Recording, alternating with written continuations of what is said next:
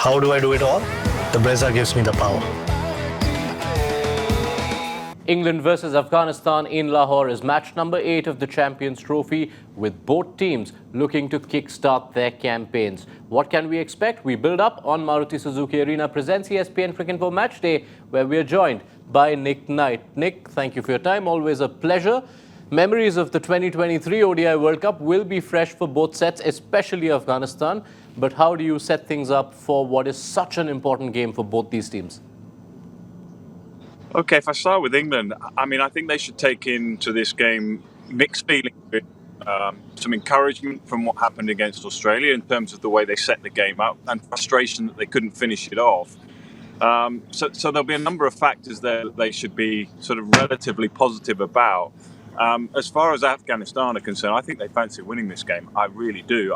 Clearly they beat them in 2023 in India. Different conditions and a slightly different side that they're up against Afghanistan here. I think only 6 players that played in that game that are playing potentially tomorrow.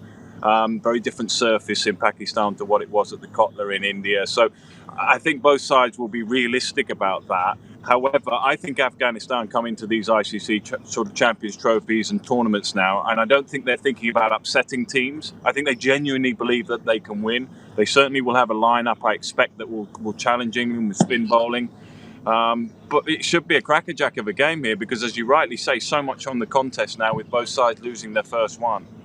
Yeah, they have earned the right for these results, if they pull it off, to not be called an upset, as Nick Knight points out, have Afghanistan. Quick team news before we dive deeper. Bryden Cast is out for the tournament. Rehan Ahmad, his replacement, will not arrive in time for this game. Do you consider Jamie Overton as a straight pick in place of Cast, or would you be looking elsewhere? That's a good question. I would probably go that way. Because of a couple of factors, really. One, the opposition. If this was South Africa, I would think about changing the balance of the side because I don't really like just having your fifth bowler of Root and Livingston. I think it exposes England, and I think it was shown a little bit with Bryden Cast being below par with injury, etc. in the last game. It makes it very difficult for Jos Buttler to manoeuvre his resources. But I think against Afghanistan, bearing in mind that I think England will fancy the extra pace of Archer, Wood and Overton. I think they feel they can upset Afghanistan's batting lineup. So I think they'll probably stick with the same balance, still have your fifth bowler in Root and Livingston. So in that effect, I think they will just bring in Overton as a straight change. When it comes to South Africa, and if that game is very live, depending on what happens against Afghanistan, I think England should look to change the balance. I think they're going to leave a batter out and perhaps pick Saqib Mahmood an extra bowling option. That's for down the line, but in simple answer to your question, yes, I think they will just swap over the Cast. All right, let's dive into the conditions now, shall we? It will be a bit of a relief, as you pointed out, for England that the Gaddafi Stadium, as of now, has looked a far cry from that Kotla surface from back in 2023. They will still have a lot of spin bowling to face against Afghanistan, but has Afghanistan's perceived threat been reduced by the kind of pitches we're seeing in Pakistan, especially in Lahore? Yes, I think so. However, what you're talking about here with Afghanistan is some of the very best spinners in the world. Let's be brutally honest about it. Rashid was below his best in the last game against South Africa, but of course he is one of the greats of the game, one of the very best, one of the very finest. If he has a good day, as he did actually back in 2023, I think he got 3 for not many. If he has a good day, England are going to have to work really hard. Then they got Nabi, I think, who got 2 in that game, and they've got a number of spin options. I think they played 3 actually in the last game against South Africa. But me, I would try and play an extra one. I think there were 3 and 3 seam and spin. I would try and adjust that balance slightly and play an extra spinner. Bearing in mind they're playing against England. Yeah, the conditions will play out. I thought actually what England did well against Zampa a little bit, and spinners rotate the strike. That is my major concern with England. They will always look for boundaries, and they're pretty good at getting boundaries. Can they just build pressure by knocking spinners around? And that'll be their challenge again against Afghanistan. Yeah, just feels yet again that middle overs will be so key, especially if England were to be batting first and setting a score. You had Ben Duckett with that Herculean effort against Australia. Joe Root chipped in, but as you mentioned in the post-match analysis, England did eventually fall about 20-25 short. What to you is the best batting template, and which other batters hold key in England posting that kind of imposing total against Afghanistan? I have really strong feelings about this. The danger I have with it, I mean, they did a lot right with the bat, and they did fall 20, 25, 30 runs short because they sort of back-ended a little bit and heavily weighted towards a big finish. It didn't quite happen, so that's where they lost out a little bit. But Jos Buttler, for me, is not taking enough part in the construction of an innings. He's one of the best in the world, simple as that. I mean, let alone regarding one of the best in the team. He's the best player.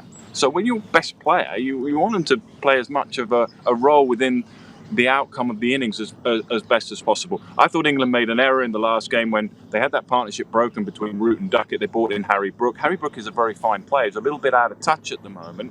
I personally would have just sent Buttler in. As soon as it ticks over to 20, 25 overs, Buttler's in next. Whatever really happens, be flexible with your batting lineup, get your best player in. I want to prod you a little further on Jos Buttler, Nick, because he's had his troubles in Asia in this format in recent times. A look into the numbers shows an average of under 23 in ODIs in Asia in the last couple of years, whereas that average is above 62 outside Asia. And what's more revealing is that he's actually had more troubles against pace than spin, in particular pacers bowling length or back of a length. How do you perceive that? Well, I'll counter your stats. I mean, you can look at stats in lots of different ways. I'm lucky enough to work on this brilliant competition, the IPL. And I've seen him destroy attacks in the IPL, very good, high-quality attacks. So he can play in Asia. Don't worry about that. I mean, he scored hundreds galore in one-day cricket in those conditions. So really, it's just about finding the best balance for him. I personally like it, and I'm going to go back to what I said. When you look at the best of Jos Buttler, he gives himself 5, 10, 15 balls to get in. He's got a partner who's going well at the other end. And if he opens the batting, his partner often accelerates and he sits in behind. He gets himself in, he gets himself set. And I think that is really important. And again, it goes back to my point about getting him up the order as best as possible to give him the best chance of doing exactly that. So there's my assessment really of Jos Buttler. Yes, I mean, you can look at things about way he gets out, way he doesn't. He's one of England's finest players of all time. He's one of the world's great format. Of course, he will have areas where he might get a little exposed from time to time. Get him out there and let's see how good he really is. Well, we know how good. Let's give him that chance to really shine. All right, one final point around the Afghan batting. You did mention when I asked you about the team composition that this could still be the correct game to persist with more pace. If we talk more specifically in terms of tactics, we did see Afghanistan's batters a bit rattled by South Africa, who deployed a lot of those hard lengths. So while it might be a one-dimensional nature to this English pace attack, otherwise, it continues to remain the prudent line of attack for this contest? Yeah, I think that's the right word, prudent. I think England will go at that, and rightly so too. But again, where the smart operators will be is if that's not quite working for that particular bowler or that particular partnership, then you adjust and go more at the stumps. My criticism of England generally is they're one pace and they go too much of a hard length, back of a length, coming through here rather than actually attacking the stumps and varying the pace a little bit. They'll just have to see how it plays out. And I think that's the nature where when I'm watching, I'm thinking, are they managing the game situation, or they going in with plan and we'll do plan A throughout 50 overs. If it doesn't work, bad luck. So we go in with plan A. If plan A doesn't work after 5, 10 overs, we go to plan B. Plan B doesn't work, we'll be flexible enough to go to plan C. And all those kind of managing the game situations. And that will unfold as the game plays out.